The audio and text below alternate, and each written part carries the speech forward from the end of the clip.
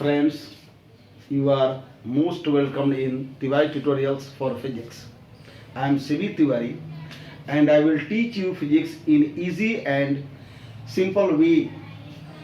In a video series, we have started a video series named Learn Physics at Home, and this is the first video of this series for 12th class. As you know, the syllabus of 12, the first unit of 12 syllabus is electrostatics and it carries 8 marks. It carries 8 marks and the first topic of this unit is electric charge.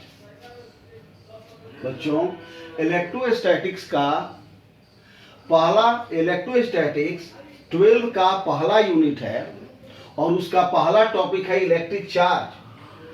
तो electric charge के बारे में थोड़ा सा हम लोग इसका history समझ लेते हैं.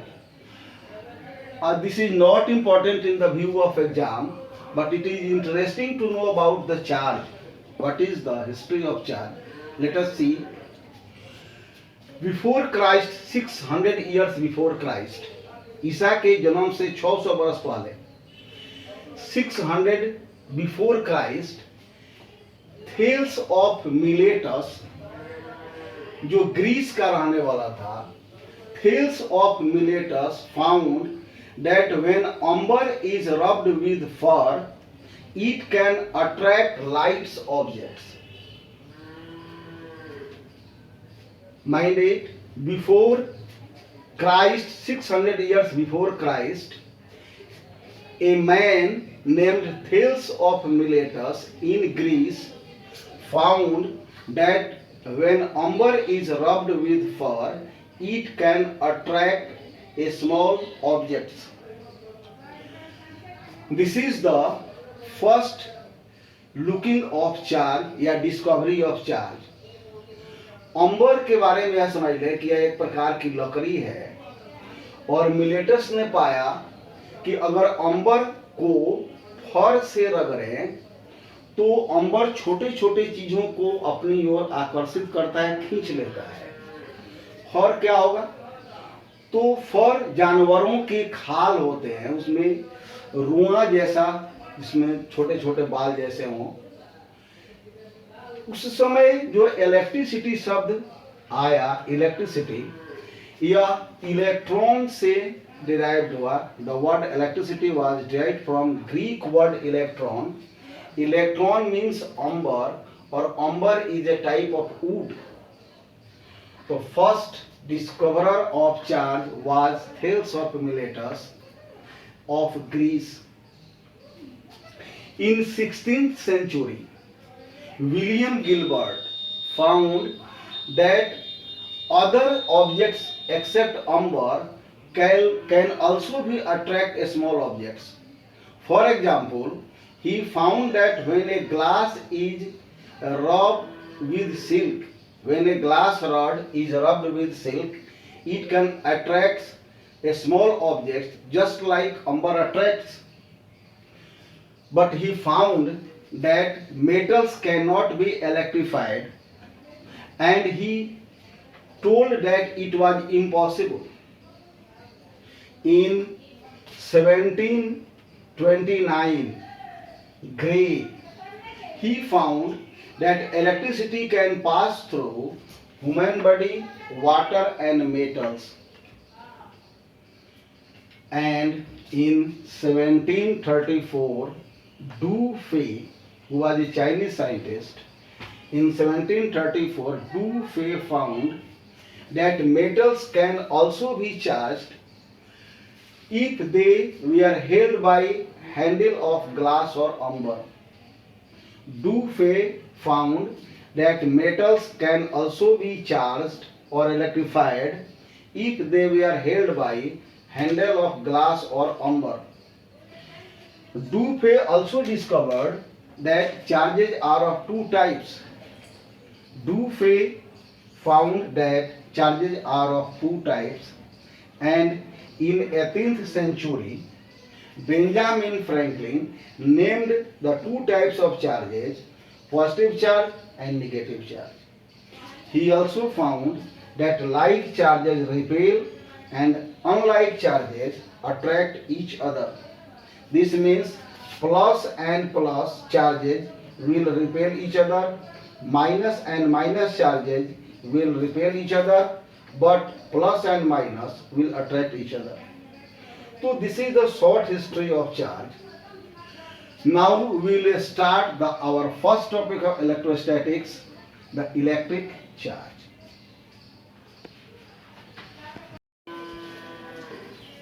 फ्रेंड्स, इसके पहले हम लोगों ने चार्ज का हिस्टोरिकल एविडेंस देखा, इसका शॉर्ट हिस्ट्री देखा और यह उसमें पढ़ा कि चार्ज सबसे पहले थेल्स ने इसका पता लगाया कि चार्ज किसे कहेंगे। उस समय एक ही गुण मालूम था चार्ज का, कि body which can attract E charge. अब हम लोग टॉपिक के रूप में इलेक्ट्रिक चार्ज पढ़ेंगे।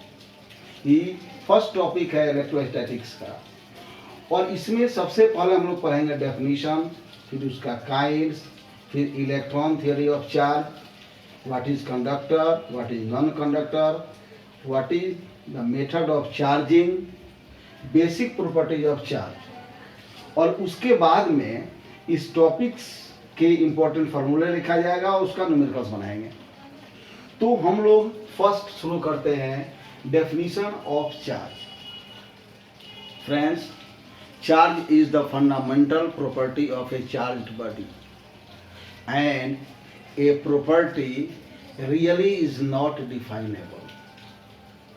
A property is not definable, but we can see something about charge according to its property.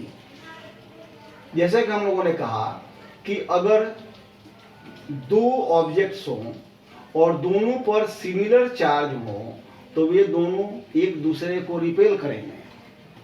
अगर दो ऑब्जेक्ट्स हों, दोनों पर सिमिलर चार्ज हो तो दोनों एक दूसरे को रिपेल करेंगे, और अगर अपोजिट चार्ज हो तो दोनों एक दूसरे को अट्रैक्ट करेंगे। तो इसके आधार पर हम लोग चार्ज को डिफाइन कर सकते हैं। हम लोग कहेंगे कि charge is the fundamental property of a charged body due to which this body either attract और repel other charged body. This is the definition of charge.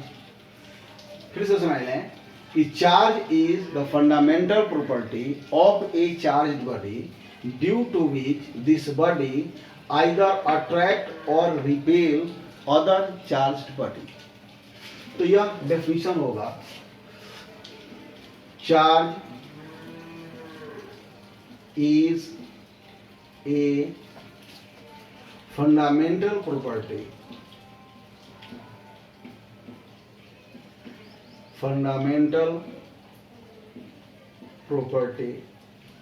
Of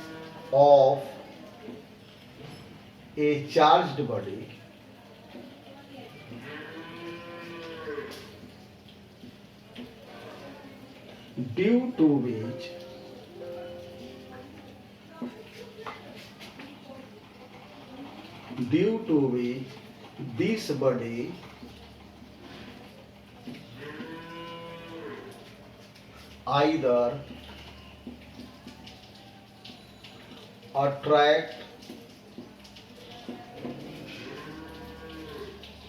either attracts or repels other charged body.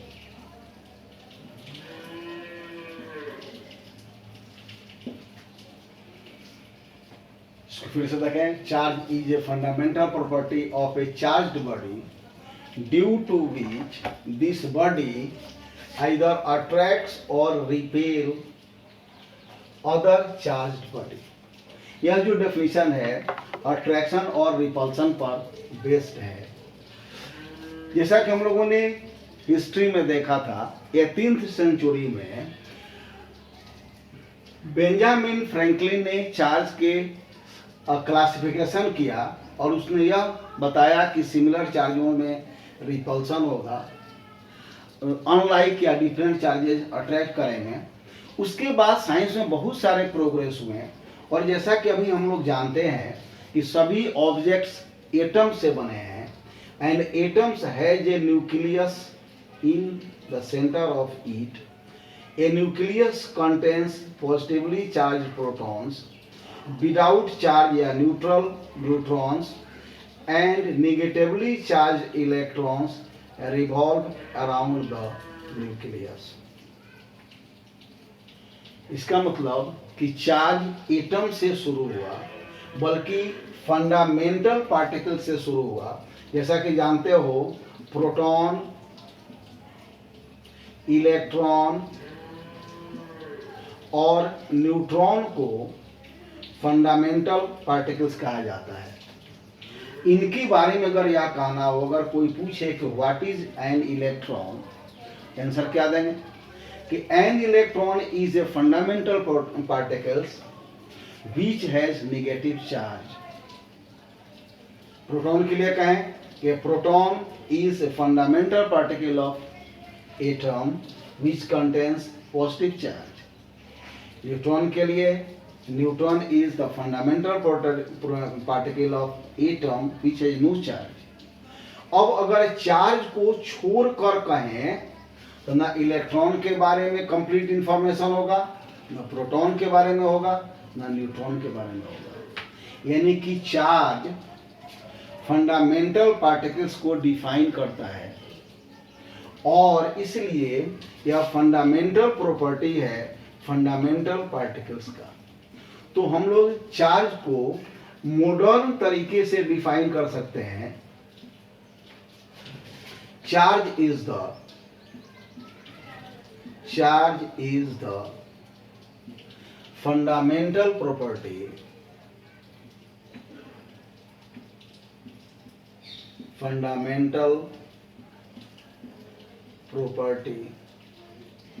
of fundamental particles. Charge is the fundamental property of fundamental particles. यह charge के दो definition हैं, यह थोड़ा classical है, यह modern है। अब इसमें हम लोग यह कहेंगे कि चूंकि फंडामेंटल प्रॉपर्टीज को डिफाइन नहीं किया जा सकता है, तो यह कहेंगे कि really charge is undefinable. Why? Because it is a property. तो this is about definition of charge. Next जो टॉपिक हम लोगों का होगा काइंड्स। और हम लोग हिस्ट्री में भी लिखे हैं कि charges are of two types, positive charge and negative charge. It was Benjamin Franklin who classified the charges. He also stated that similar charges repel each other and opposite charges attract each other. A property which differentiate the two types of charges is called polarity. इसमें हम लोग क्या कहेंगे कि charges are of two types. Charges are of two types, positive charge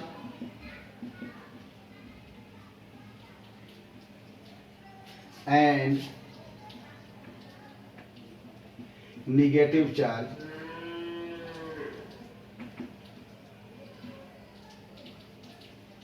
This is the first point. It was Benjamin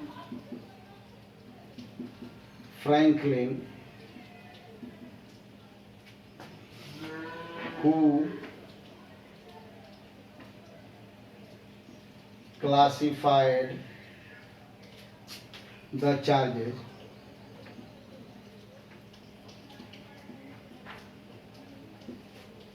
who classified the charges. He also stated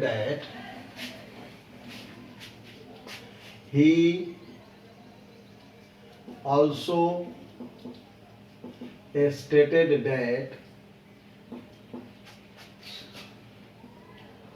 similar or like charges repel each other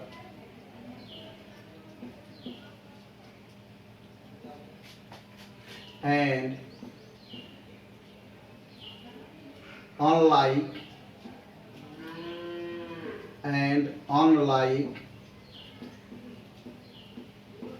charges attract each other.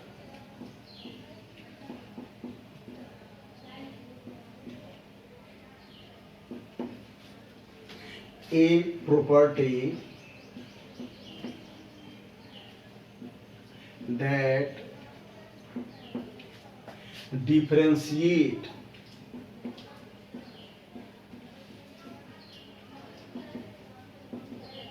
two types of charges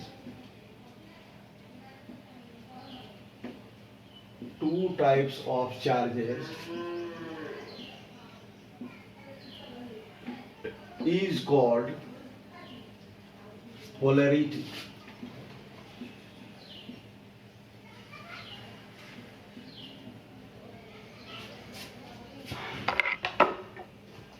Friend, it is an important property of charge. Polarity is that property of charge which differentiates two types of charges. And this is the second point. First was definition, second was kinds. They are very easy. Charges are of two types, positive and negative. Benjamin Franklin classified the charges, and similar charges repel each other, and unlike or different charges attract each other. And polarity is the property that differentiates two types of charges. Now comes with three topics. Heading 3, electron theory of charge.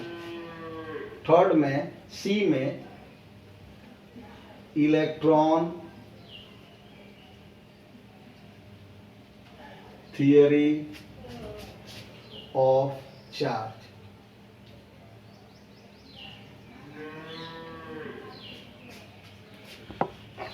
बच्चों, शुरू में यह पाया गया कि अगर दो चीज़ों को आपस में रगड़ें तो उनमें अट्रैक्शन का प्रॉपर्टी आता है और उसको इलेक्ट्रीफाइड या इलेक्ट्रिसिटी कहा गया.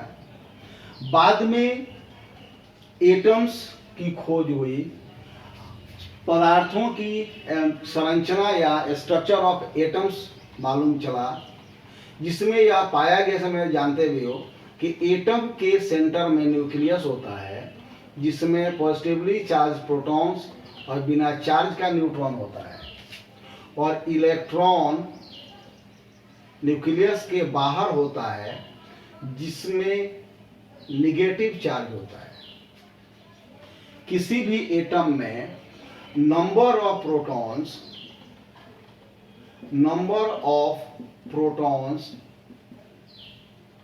is always equal to number of electrons. प्रत्येक एटम में प्रोटॉन्स की संख्या, उसका नंबर और इलेक्ट्रॉन का नंबर इक्वल होता है, यानी कि plus charges of an atom is equal to minus charges of atom, hence resultant is 0. In this way, every atom is neutral and all substances are made by atoms and molecules, hence all substances are neutral. तब charge होगा कैसे? यहाँ देख सकते हैं कि यह जो न्यूक्लियस है इसके प्रोटॉन और न्यूट्रॉन बाहर नहीं आ सकते हैं जनरली, लेकिन यह जो न्यूक्लियस के बाहर इलेक्ट्रॉन हैं इनका ट्रांसफर हो सकता है या अपने ऑर्बिट से बाहर जा सकते हैं या बाहर से ऑर्बिट में आ सकते हैं। सोडियम एंड क्लोरीन, इसका एग्जांपल हम लोग समझ लें, बहुत इजी है। Sodium has 11 electron and 11 proton, minus charge 11 plus charge 11। Chlorine has 17 electron and 17 protons. देख सकते हो सोडियम इलेक्ट्रिकली न्यूट्रल होगा, क्लोरीन भी इलेक्ट्रिकली न्यूट्रल होगा, लेकिन अगर वे एक दूसरे के समीप आए तो सोडियम का एक इलेक्ट्रॉन क्लोरीन में चला आता है। अब इस स्थिति में सोडियम के पास सिर्फ 10 इलेक्ट्रॉन बचते हैं और क्लोरीन के पास 18 इलेक्ट्रॉन हो जाते हैं। तो जैसा कि देख सकते हो कि अब इसका 10 माइनस चार्ज इसके 10 प्लस चार्ज को न्यूट्रलाइज करेगा, लेकिन प्रोटॉन का एक चार्ज एक्सेस होगा, तो sodium gets positively charged and इसमें 17 प्रोटॉन विल न्यूट्रलाइज 17 इलेक्ट्रॉन्स, लेकिन एक इलेक्ट्रॉन अधिक होगा तो सोडियम पर निगेटिव चार्ज हो गया। This is the process of producing the charge and this is the electron theory of charge. According to this theory, charges on a body arises due to transfer of electrons from a body to another body. Lack of electrons causes positive charge and excess of electron causes negative charge. एक बार फिर से देखें, according to electron theory of charge, charges on a body arise due to transfer of electrons from a body to another. Lack of electrons, अगर electron कम हो जाए तो lack of electrons causes positive charge and excess of electron causes negative charge. This is the process of charging a body. तो इसमें हम लोग इसको समझ लें, charge on a body, charge on a body arises due to transfer of electrons from a body to another, from a body to another. Lack of electrons, lack of electrons causes positive charge, lack of electrons causes positive charge and excess of electrons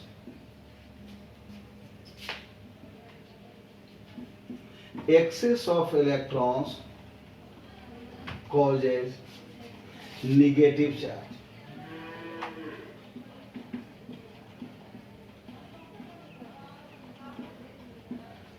This is the electron theory of charge. आशा है यह समझ में आएगा, बहुत आसान चीज है। Electron कम हो जाए तो पॉजिटिव चार्ज होगा, इलेक्ट्रॉन अधिक हो जाए तो निगेटिव चार्ज होगा। दोनों की संख्या बराबर हो तो कोई चार्ज नहीं होगा and the body will be called neutral या electrically neutral. So this is the electron theory of charge. Now conductors.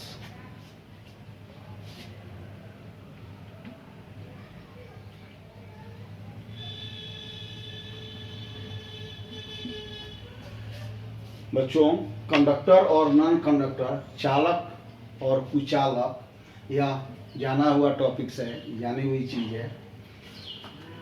यह जानते हो कि कंडक्टर्स या चालक वे हैं जिनसे विद्युत का प्रवाह हो और नॉन कंडक्टर वे हैं जिनसे विद्युत का प्रवाह नहीं हो। तो हम लोग यह कहते हैं conductors are those substances which allow electricity to pass through them easily. Pass through them easily. Non conductor में कहेंगे कि non conductors are those substances which offers a high resistance to the passage of electricity through them. जो support करे, electricity के flow का support करे, वह conductor है. जो अपोज करे वह नॉन कंडक्टर है. ध्यान दो कि नॉन कंडक्टर से इलेक्ट्रिसिटी फ्लो नहीं होगा ऐसा नहीं है, but amount will be very small and the object will resist, will not allow electricity to pass through them.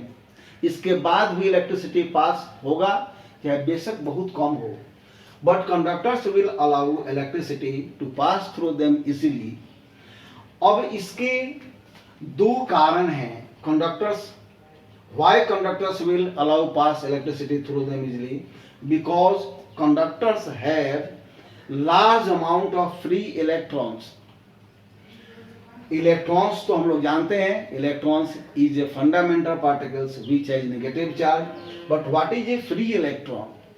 तो इसमें हम लोग यह समझ लें कि अगर यह न्यूक्लियस है जिसमें प्रोटॉन और न्यूट्रॉन है, इलेक्ट्रॉन इसके बाहर है, तो अगर किसी सब्सटेंस में इलेक्ट्रॉन्स ज़्यादा होंगे तो नंबर ऑफ ऑर्बिट्स बढ़ेगा, और नंबर ऑफ ऑर्बिट बढ़ने से न्यूक्लियस से इलेक्ट्रॉन की दूरी अधिक होगी, और इनके बीच, न्यूक्लियस और इलेक्ट्रॉन के बीच जो लगने वाला इलेक्ट्रोस्टैटिक फोर्स होगा वह घटेगा, because force is inversely proportional to square of the distance. अब यह जो लास्ट ऑर्बिट का इलेक्ट्रॉन है, जिसे आउटर मोस्ट ऑर्बिट का इलेक्ट्रॉन कहते हैं, अगर इस पर थोड़ा सा भी कोई एक्सेस फोर्स हो तो यह अपने ऑर्बिट से बाहर निकल जाएगा, और it will make the atom positively charged. अब यह जो इलेक्ट्रॉन है वापस अपने ऑर्बिट में नहीं जाएगा. अब यह फ्री हो गया मूव करने के लिए. जो एटम्स के बीच का गैप है उसके बीच यह रैंडमली मूव करेगा. इस इलेक्ट्रॉन को फ्री इलेक्ट्रॉन्स कहते हैं. तो a free electrons is an electron which moves randomly in the space between atoms and it makes the atom positively charged. अब कंडक्टर्स के बारे में फिर से समझ लें कि कंडक्टर्स में फ्री इलेक्ट्रॉन्स बहुत अधिक होते हैं, और अगर किसी कंडक्टर पर चार्ज दिया जाए कहीं पर तो यह चार्ज इसके पूरी सतह पर फैल जाएगा. यह बेसिक प्रॉपर्टी है चार्ज का. पहला कि चार्ज में बहुत सारे फ्री इलेक्ट्रॉन्स होते हैं, और दूसरा कि अगर चार्ज पर कंडक्टर्स में बहुत सारे फ्री इलेक्ट्रॉन्स होते हैं, और दूसरा कि अगर कंडक्टर पर कोई चार्ज दें तो वह चार्ज इसके पूरे सतह पर फैल जाएगा. एक बार फिर समझ लें कि those substances which allow electricity to pass through them easily are called conductors. Conductors have two basic properties. First, conductors have very large number of free electrons which are free to move inside the material. And second, a charge given on conductor is distributed uniformly over the surface of the conductor. तो इसका हम लोग definition लिखते हैं. दो substances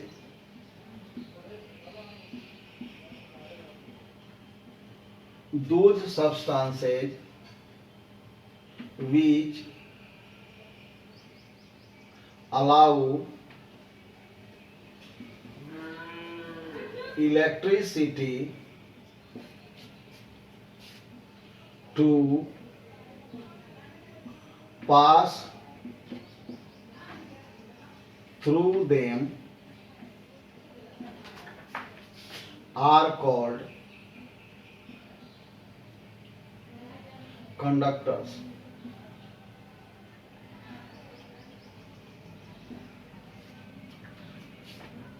conductors have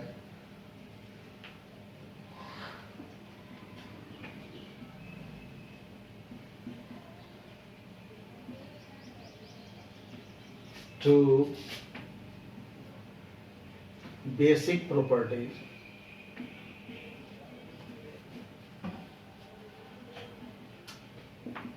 Firstly, they have very large amount of free electrons that are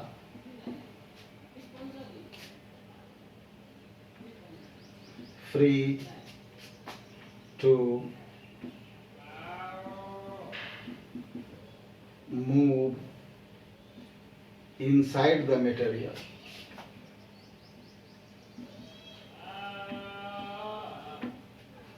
Second, if some charge is given on a conductor,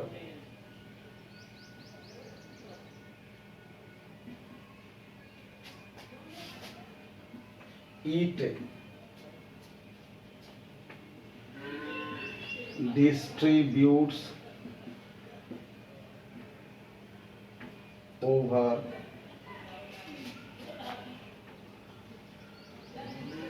the whole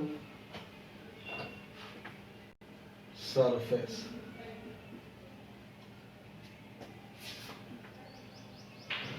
Of the conductor.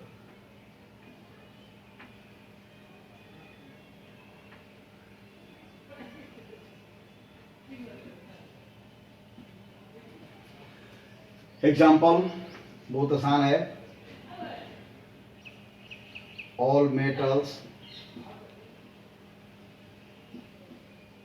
human body,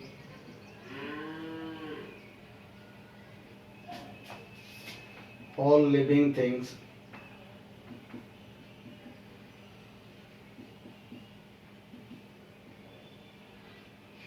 etc. This is about conductors. Friends, let us begin with next heading, non-conductors. E, non-conductors.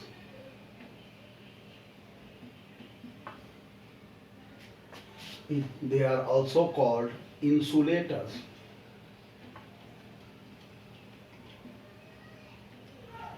Hindi में इसको कुचालक कहा जाता है.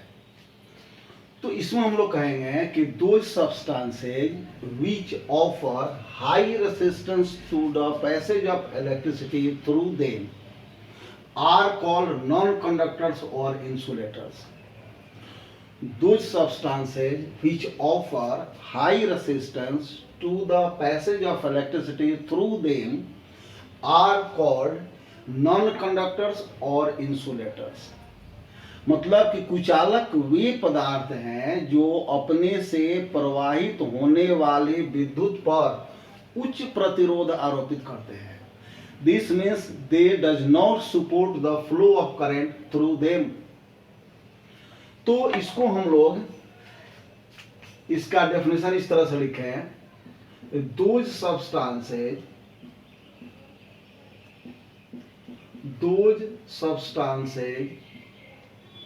which offer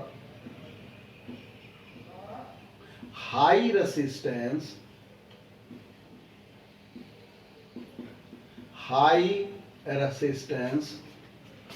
to the passage of electricity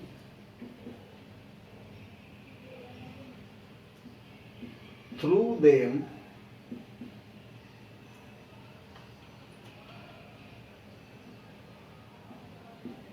are called non-conductors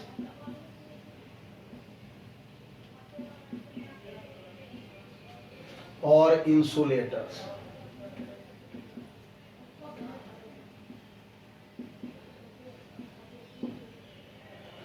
ध्यान दो, conductors में हम लोगों ने यह कहा कि those substances which allow to pass electricity through them easily are called conductors.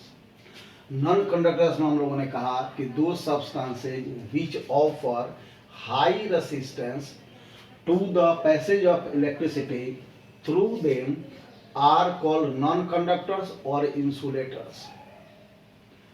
Conductors की तरह इंसुलेटर्स के भी दो बेसिक प्रॉपर्टीज हैं. फर्स्ट तो यह है कि इंसुलेटर में फ्री इलेक्ट्रॉन्स या तो बहुत ही कम होते हैं या नहीं होते हैं. दूसरा सबसे इंपॉर्टेंट फीचर्स यह है कि अगर यह नॉन कंडक्टर है और इस पर चार्ज दें तो जहां देंगे वहीं रुका रहेगा. ध्यान दो, हम लोगों ने कहा कि अगर कोई कंडक्टर है और कंडक्टर पर चार्ज देंगे तो यह चार्ज इसके पूरे सरफेस पर फैल जाएगा. नॉन कंडक्टर में क्या होगा कि नॉन कंडक्टर में अगर चार्ज देंगे तो जहां चार्ज देंगे वहीं पर रुका रहेगा. यह दोनों का बेसिक डिफरेंस है. इसका हम लोग जहां तहां यूज करते हैं. जैसे इसी यूनिट हम लोग वान डी ग्राफ जनरेटर पढ़ते हैं, उसमें जो बेल्ट होता है जो चार्ज को कैरी करता है वह नॉन कंडक्टर होता है, क्योंकि उसमें चार्ज को एक से दूसरे जगह ले जाना होता है. तो एक बार फिर से देखें कि those substances which offer high resistance to the passage of electricity through them are called non conductors. They have two basic properties. They have two basic properties. First में non-conductors have a few free electrons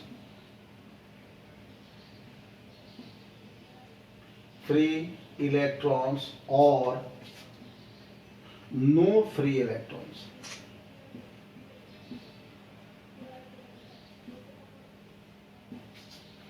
और second में if some charge is put on a non-conductor,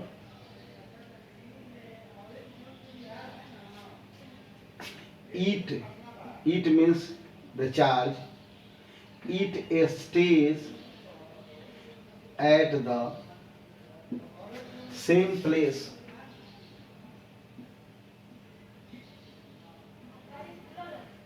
It stays at the same place.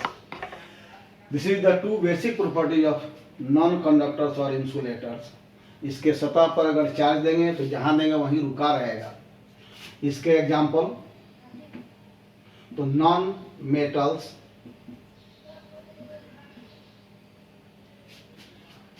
Rubber, plastic, stone, etc. अब इसमें एक exception है.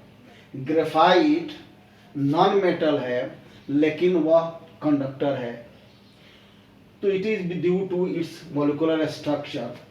But graphite is a non metal and it is a good conductor of electricity.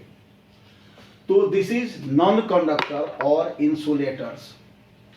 अगला जो हम लोगों का heading है वह मेथड्स ऑफ चार्जिंग.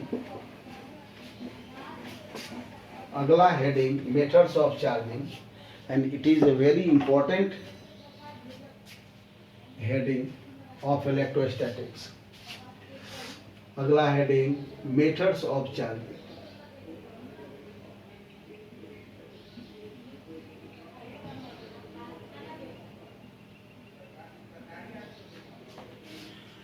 इसमें ध्यान रखें कि चार्ज करने का मतलब इलेक्ट्रॉन लाना या फिर ले जाना। जैसा कि हम लोगों ने इलेक्ट्रॉन थ्योरी ऑफ चार्ज में पढ़ा कि इलेक्ट्रॉन आए या फिर इलेक्ट्रॉन जाए तो चार्ज होगा। तो आए तो निगेटिव चार्ज, जाए तो पॉजिटिव चार्ज। अब यह कितने तरह से हो सकता है, that is method of charging.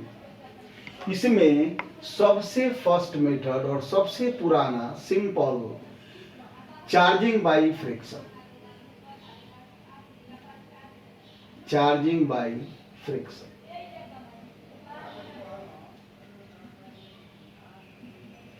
हम लोगों ने चार्ज का जो हिस्ट्री पढ़ा उसमें यह था थेल्स ऑफ मिलेटस ने अंबर जो लकड़ी का टुकड़ा है उसको फर से रगड़ने के बाद यह पाया कि अंबर का टुकड़ा छोटे छोटे चीजों को अपनी ओर खींच लेता है।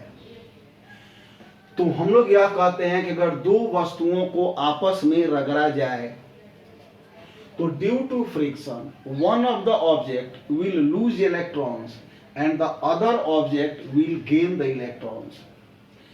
The object or material which loses the electrons will get positive charge and the next material which gains the electrons will get negative charge.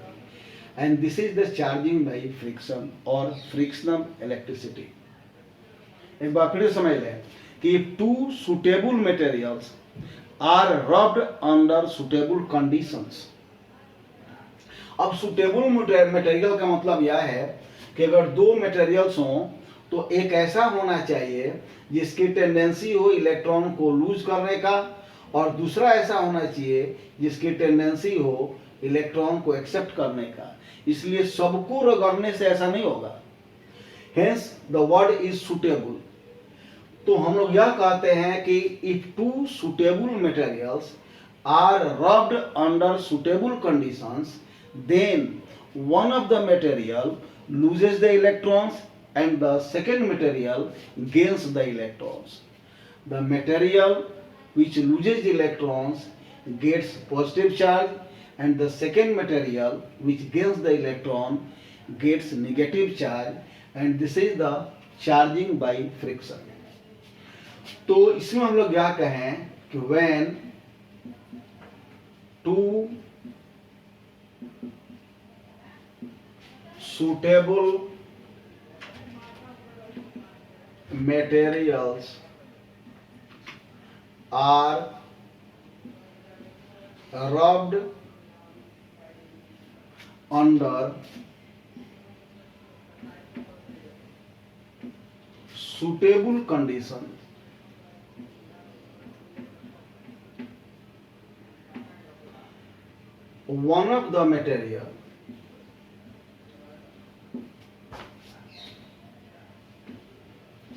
one of the material loses electrons and the second material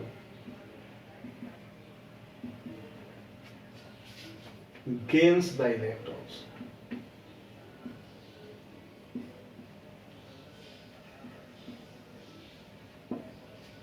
Hence, first material gets positive charge and second material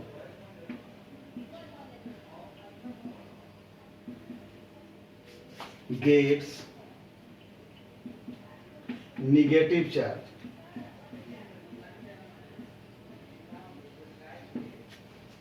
And this is the charging by friction or frictional electricity. The second method is called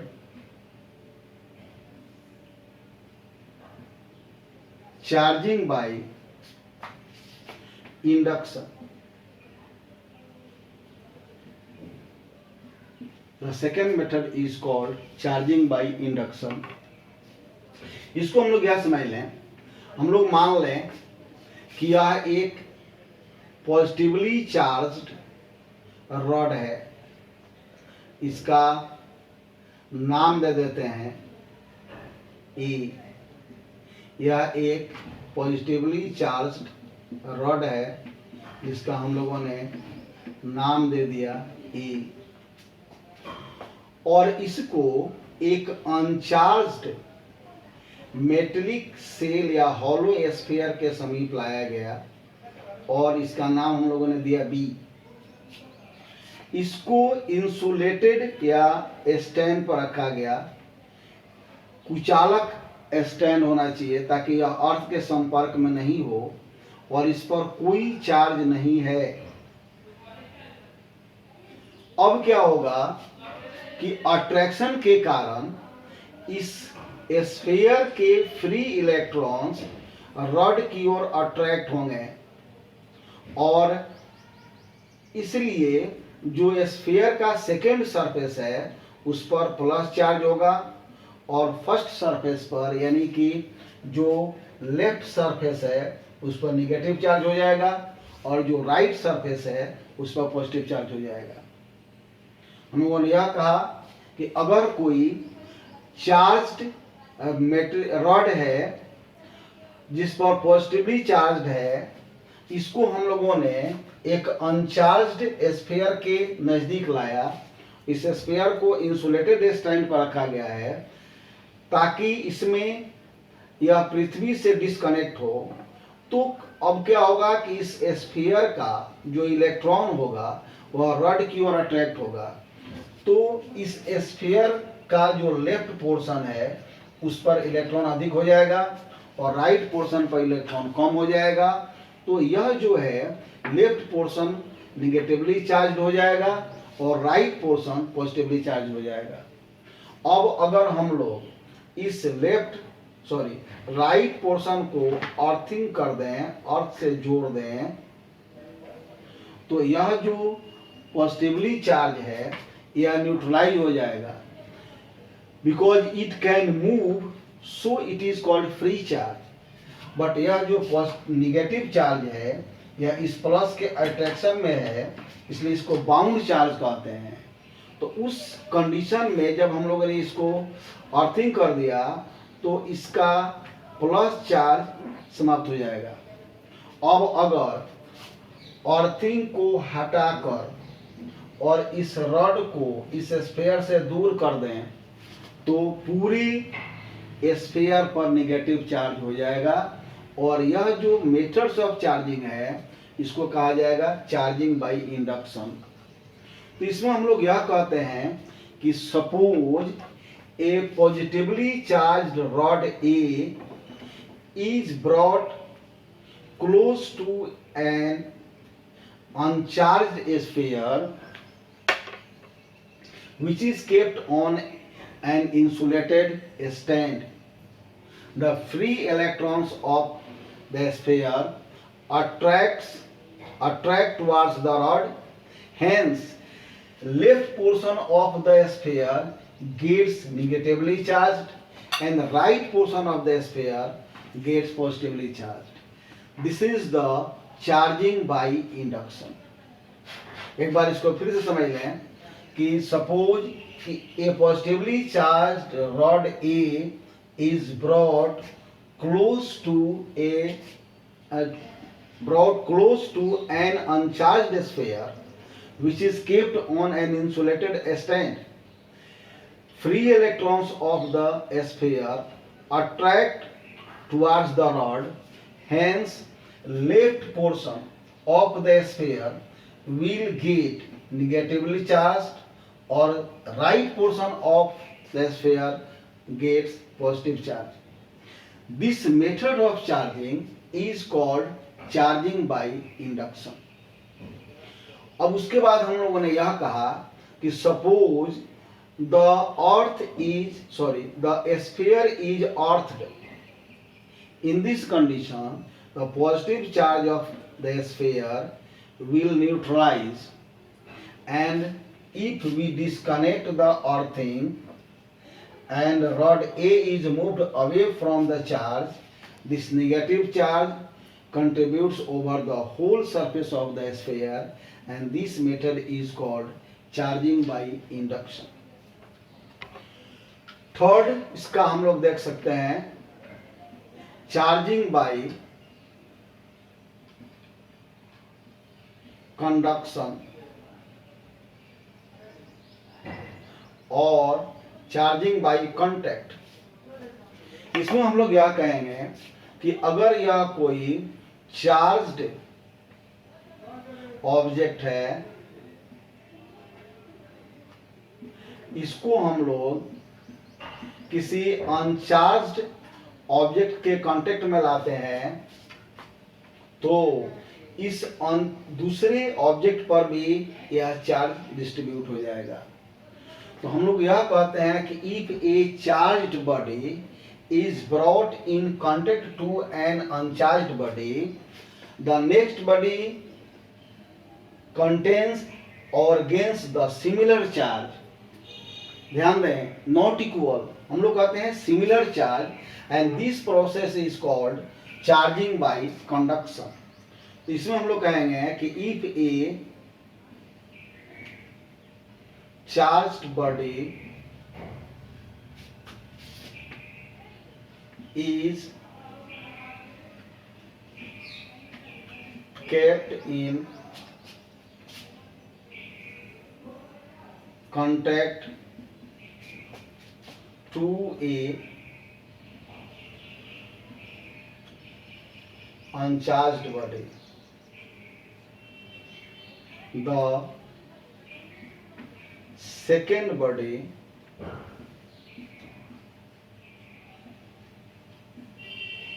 may acquire similar charge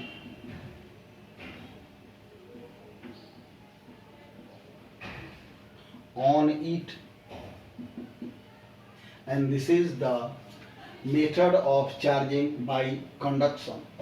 So these are the three methods of charging: charging by friction, which is very familiar; second, charging by induction; and third, charging by conduction or charging by contact. And now we will start with basic properties of charge. Basic properties of charge.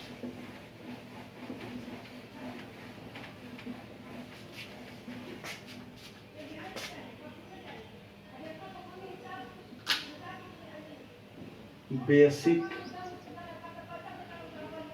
properties of charges. इसके first में conservation of charge,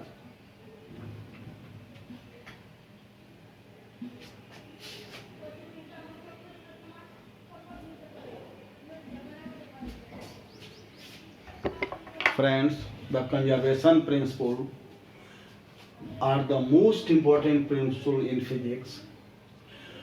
Conservation principle is applied for energy, for charge, for momentum.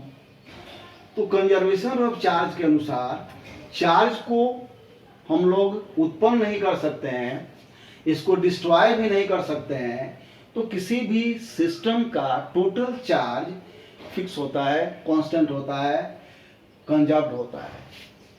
तो इसमें हम लोग कहते हैं कि charge या charges can neither be created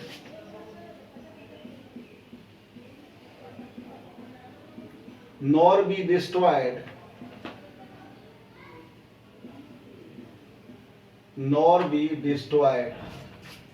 hence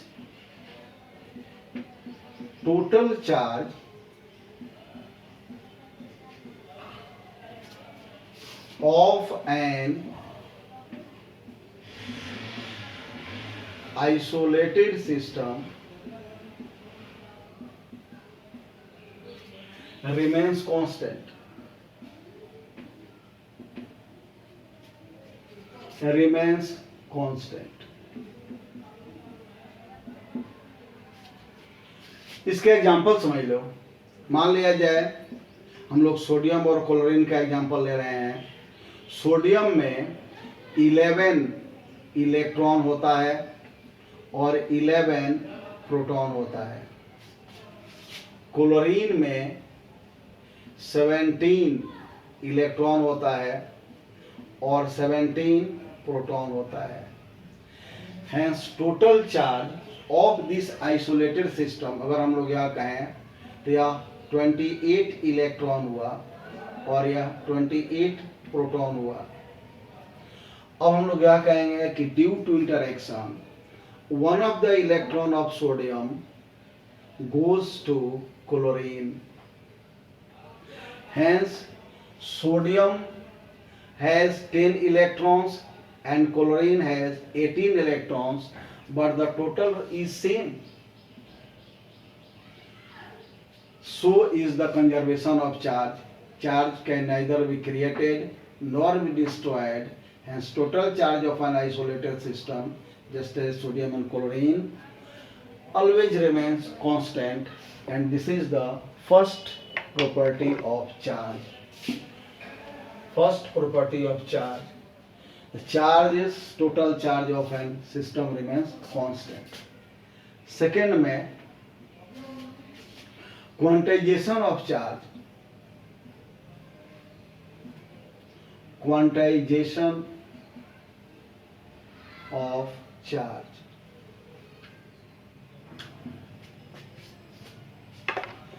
हम लोगों ने चार्ज का जो डेफिनेशन लिखा था उसमें हम लोगों ने यह कहा था कि charge is the fundamental property of fundamental particles. तो वह चार्ज जो फंडामेंटल पार्टिकल्स में पाया जाता है उसको फंडामेंटल चार्ज कहते हैं. यानी fundamental charge is a charge which is found at fundamental particles, or charge of fundamental particles are called fundamental charge, या is called fundamental charge. It is denoted by E. Hence charge of electron is minus E and charge of proton is plus E. लेकिन इसमें problem यह है कि जो electron theory हम लोगों ने कहा कि इलेक्ट्रॉन के आने या जाने से चार्ज होगा उत्पन्न.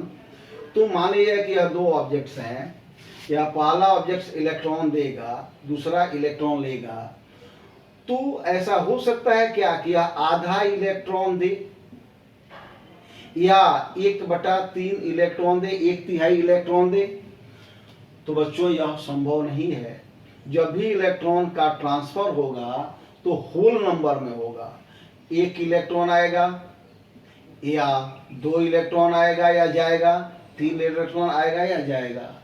तो जो चार्ज होगा इस पर या इस पर, यह फंडामेंटल चार्ज का होल मल्टीपल होगा या इंटीग्रल मल्टीपल होगा.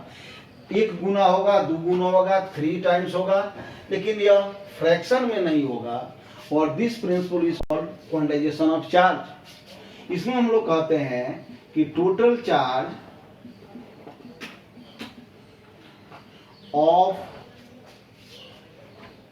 An object is integral multiple of the fundamental charge. Fundamental charge. इसके अनुसार हम लोग यह कहेंगे कि total charge Q is equal two plus और minus NE. This is the first formula of this topic. Total charge Q is equal to plus or minus NE. N is equal to whole number 1, 2, 3, 4 and so on. E is equal to fundamental charge. E is equal to fundamental charge. This is the second basic property of charge. Third basic property में हम लोग कहेंगे addition of charge. Addition of charge. बच्चों 9th में या 11th में scalar vector जानते हो. स्केलर वह है जिसमें सिर्फ मैग्नीट्यूड हो, डायरेक्शन नहीं हो. वेक्टर वह है जिसमें मैग्नीट्यूड भी हो और डायरेक्शन भी हो. तो चार्ज एक स्केलर क्वांटिटी है. Charge is a scalar quantity and it has only magnitude and not direction. Hence charges can be added like real numbers. जो नंबर्स हैं 1, 2, 3, 4 यह भी स्केलर हैं, चार्ज भी स्केलर है. तो चार्ज को हम लोग नंबर्स की तरह जोड़ सकते हैं. सपोज करें कि यह कोई ऑब्जेक्ट है और इसके विभिन्न रीजन्स में डिफरेंट चार्जेज हैं. टोटल चार्ज कैसे निकालें? तो सबको जोड़ दें. तो हम लोग यह कहेंगे कि charge is a scalar quantity, hence charges can be added like real numbers. So the total charge of an extended body is equal to the algebraic sum of the charges at its different region. तो इसमें हम लोग क्या कहेंगे, charge is a scalar quantity. Charge is a scalar quantity, hence charges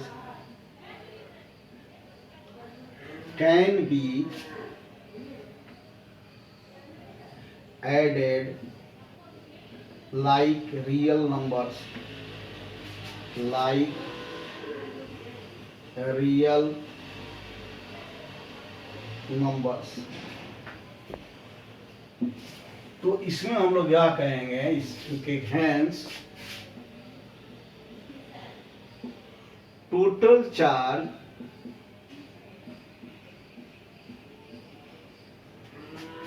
of an extended body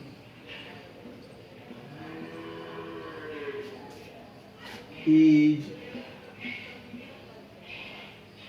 equal to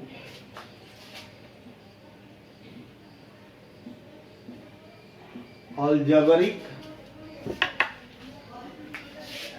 sum of all charges at its different regions. तो हम लोग मान लें कि किसी एक्सटेंडेड विस्तृत या बिग ऑब्जेक्ट है या बड़ी है. If a body has charges Q1, Q2, Q3 and Qn, then total charge Q is equal to Q1 plus Q2 plus Q3 Qn. बच्चों, यह हम लोगों ने इलेक्ट्रिक चार्ज के बारे में पढ़ा. Definition, kinds, electron theory conductors, non conductors, methods of charging और बेसिक प्रॉपर्टीज। अगली वीडियो में हम लोग इम्पोर्टेंट फार्मूला पढ़ेंगे इलेक्ट्रिक चार्ज का और उस पर न्यूमेरिकल्स बनाएंगे। आशा है यह वीडियो सबको पसंद आएगा। इसको लाइक करो, शेयर करो और सब्सक्राइब जरूर करो ताकि हम लोगों को आगे वीडियो बनाने में आसानी हो और तुमको भी पढ़ने में आसानी हो। थैंक्स।